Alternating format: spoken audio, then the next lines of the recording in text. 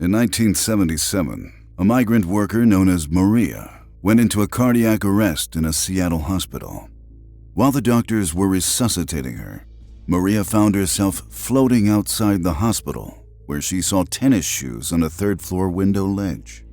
Once recovered, Maria spoke about her experience with a social worker and went into detail about the shoes. The social worker then went to the window that Maria indicated and not only found the shoes, but claimed that from where they were placed, there was no way Maria would have been able to know that they were there, nor to describe how they looked from her room.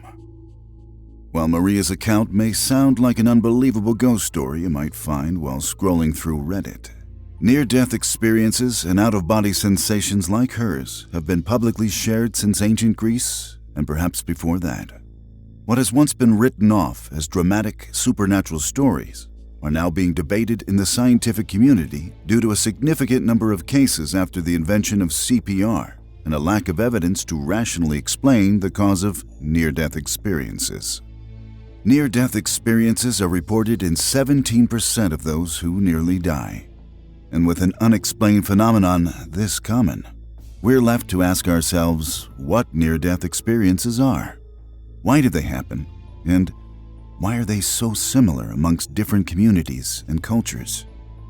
Whether the answers lie in the afterlife or not, scientists are left to consider if these occurrences can provide evidence that the mind might not be solely connected to the body as previously believed. Near-death experiences have occurred during all times, in all cultures, in all people. It doesn't matter if you're young, old, religious, atheist, left brain, right brain, or pro or anti-David Schwimmer. Near-death experiences can happen to all. The name says it all, and near-death experiences occur during singular life-threatening episodes when the body is injured by a heart attack, shock, or blunt trauma. Near-death experiences are like scary, serene snowflakes. Each one is unique, but shares similar features and structure. These events share commonalities, such as becoming pain-free, seeing a bright, mystical light, detaching from one's body and floating above it, reviewing past moments, and encountering lost relatives and spiritual beings. Writer Susan Blackmore reported that a woman from Cyprus who experienced an NDE claimed, "I was lying above my own body, totally free of pain, and looking down at my own self with compassion for the agony I could see on the face. I was floating peacefully. Then, I was going elsewhere, floating toward a dark but not frightening, curtain-like area. Then, I felt total peace." For Greg Nome, who slipped and had his near-death experience while trapped under a waterfall, even though he was drowning, he was overwhelmed with a feeling of calm and ease while his vision was filled with crystal-clear scenes from his childhood. Nome claims that this moment brought awareness to how his senses were dull, and now he has a better understanding of the world and perhaps the true meaning of the universe. We don't recommend that you set yourself up with a near-death experience to relive forgotten memories or attempt to understand the secrets of the universe. It's much easier to ask your family for a photo album and then stay up for a late-night date with YouTube videos that try their best to explain the absurdity of existence. The first medically reported near-death experience came in 1740 when French military doctor Pierre-Jean Dumonchot described a patient who lost consciousness after having too much blood drawn when treating a fever. Monchot wrote that the patient reported seeing a pure and extreme light that he thought was heaven, and that there had never been a nicer moment in his life. And while there is obvious debate on if near-death experiences are individuals entering a spiritual world, it is agreed upon that the phenomena do happen and usually have a significant impact on the individual's perception of the world going forward. Who would have thought that getting hit by a train and believing you met God would be the best cure for a case of the blues?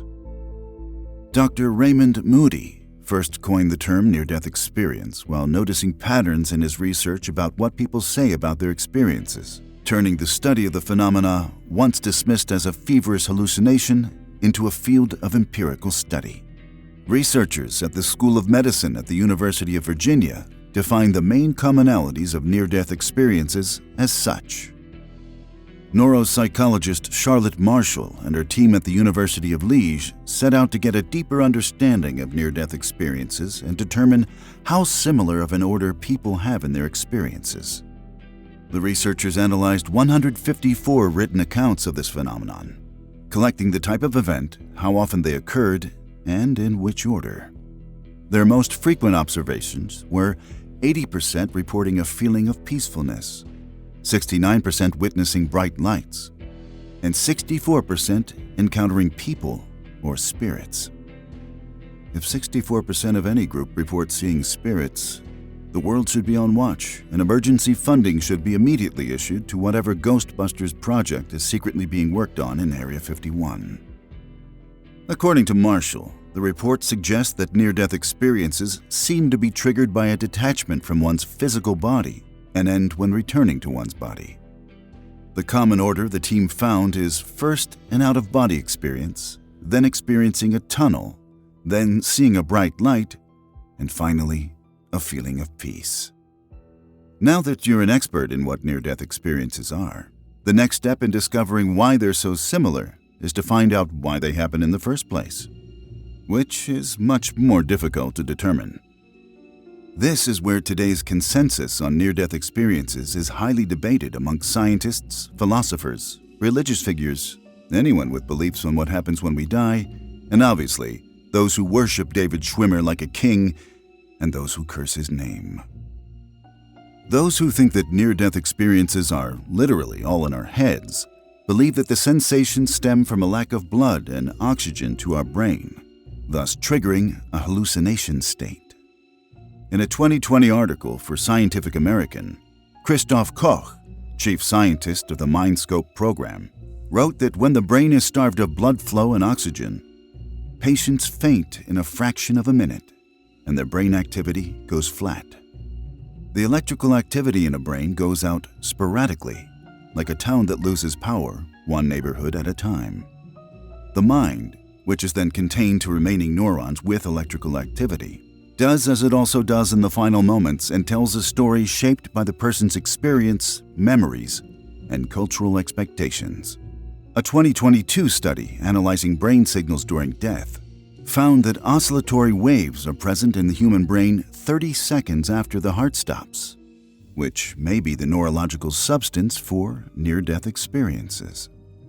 Neurologist Kevin Nelson of the University of Kentucky uses these functions to make the case that near-death experiences are the blending of two consciousnesses, wakefulness and REM sleep.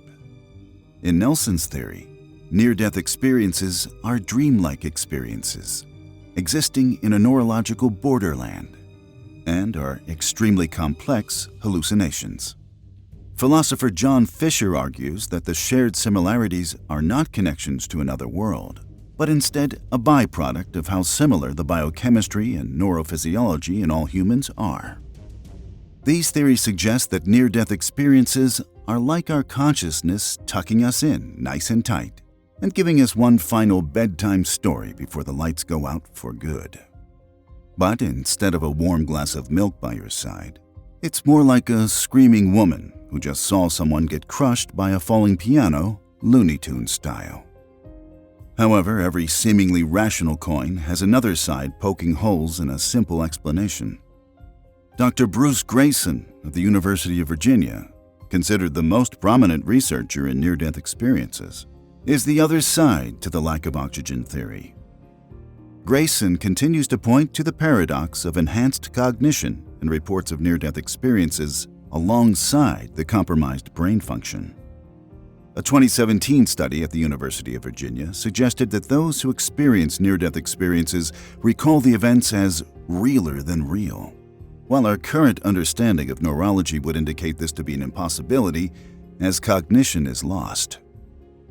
A paper published in the Journal of Missouri Medicine claims that the multiple lines of evidence point to the conclusion that near-death experiences are medically inexplicable and cannot be explained by known physical brain function. Many preceding lines of evidence would be remarkable if reported by groups of individuals during a conscious experience, Therefore, near-deathers that are genuinely unconscious or clinically dead should not have any lucid, organized memories from their time of unconsciousness. Grayson publicly argues that there just isn't data or evidence to indicate that near-death experiences are caused by the release of feel-good chemicals, lack of oxygen-triggered hallucination, or the brain suddenly working to create altered states. His belief, which he did not initially believe or intend to discover, is that our minds are somehow separate from the brain. If this is true, then maybe it can function when the brain dies.